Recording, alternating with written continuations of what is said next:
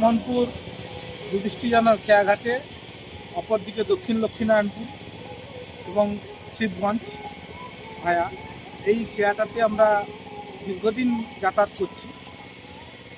বৈদ্যুতিক যন্ত্রপাতি দ্বারা আমরা পরিচালিত নৌকোতেই পেরোতাম।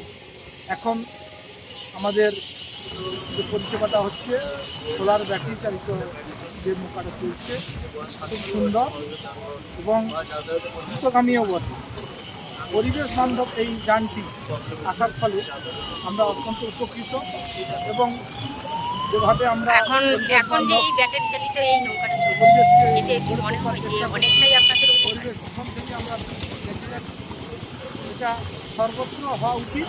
বিভাগীয় দপ্তরে সকলকে আমি অনুরোধ করব, এটা যদি সব জায়গায় হয় তাহলে তো মনে হয় সর্বত্র এই জাতীয় যাতে ব্যাটারি চালিত সৌর বিদ্যুৎ চালিত নৌকা বা যানবাহন চলাচল করে, পরিবেশকে আগামী দিনে নিজেদের রক্ষার্থে, পরিবেশকে রক্ষার্থে যাতে আমরা এগিয়ে চলতে পারি, এই আবেদনটা রাখবো।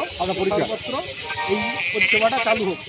আমি স্নেহাংশু মাইতি, বাড়ি ক্ষেত্রমোহনপুর অরুণা বিদ্যাপীঠের শিক্ষক।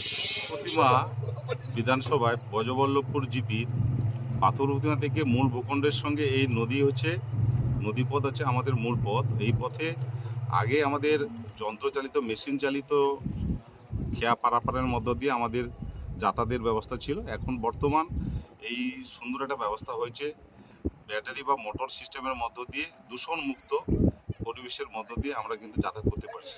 এরকম একটা পরিবেশ আমরা পেয়ে আমরা আমাদের এলাকাবাসী, আমাদের অঞ্চলবাসী খুবই আমরা নিজেদেরকে খুব ভালো গর্ব মনে করছি যে এরকম একটা পরিষেবার মধ্য দিয়ে আমরা যাতায়াত করছি।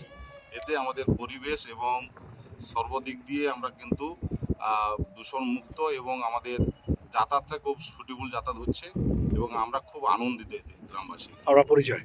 আমার পরিচয় আমার নাম চন্দন দাস, ব্রজবল্লভপুর জিপির একজন অধিবাসী।